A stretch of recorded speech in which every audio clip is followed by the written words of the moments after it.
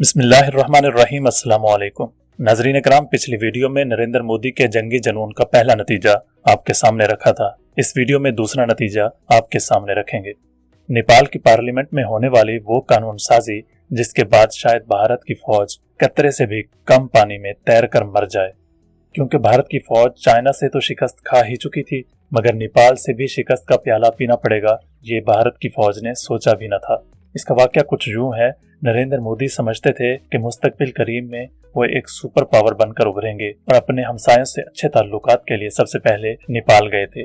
और ये भी सच है कि नेपाल से भारत के ताल्लुकात अच्छे रहे हैं। नाज़रीन इकराम, मैंने हमसायों में पाकिस्तान को शामिल नहीं किया है, क्योंकि हिंदुस्तान का ये गुमान है कि वो पाकिस्तान पर कब्जा कर लेंगे, लेकिन फिर हुआ यूं कि उसे नेपाल से भी शिकस्त खाना पड़ी।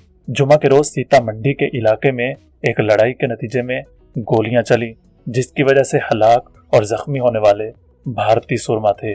और लड़ाई उस मुल्क से हुई जो भारत के मुकाबले में कई गुना छोटा है। एक ज़रबुल मिसल है, यक न शुद्ध दो शुद्ध। अभी यह इज्जत अफजाई भारत भूला भी न था, नेपाल ने एक और कारी ज़रब लगाई। नेपाल ने एक नया नक्शा जारी किया है और इसकी मंजूरी अपनी पार्लियामेंट से भी ली है।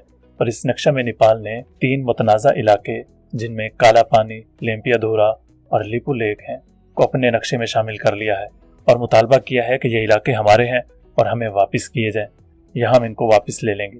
नाज़रीन इकराम, भारत ने नरेंद्र मोदी की शक्ल में एक ऐसी दीमक लगवाई है जो अपनी हिंदुत्व पॉलिसियों की बदौलत न सिर्फ भारत की मईशत का बेड़ा गर्क करेगी, बल्कि भारत के अतराफ में पाकिस्तान और चाइना तो दुश्मन थे ही, अब नेपाल को भी अपना दुश्मन बना लिया है और नेपाल ने भी अपने इलाके वापस करने के लिए कमर कस ली है। भारत और नेपाल के दरमियान होने वाली तमाम टॉप स्टोरीज के लिए मेरा चैनल सब्सक्राइब करें और अगर ये वीडियो पसंद आए तो इसको सब्सक्राइब करें और दूसरों तक शेयर करें।